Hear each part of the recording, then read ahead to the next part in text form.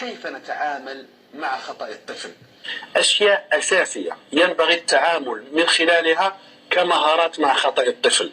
أولا، افصل بين الطفل وبين خطئه.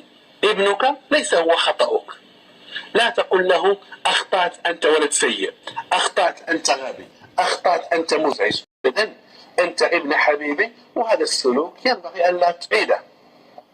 أنا ما عندي مشكل معك، أنت حبيبي، ولكن مشكلتي هذا السلوك يزعجني، فأفصل ابنك عن خطئه. اثنين، علمه مرة ومرتين وثلاثة. عندما يخطئ ابنك ابتسم حتى لا تسحب الثقة من نفسه.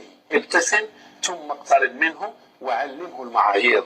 وعندما تطلب منه شيء صوابا يفعله، علمه لماذا عليه أن يفعل هذا الشيء ولماذا عليه أن لا يفعل هذا الخطأ.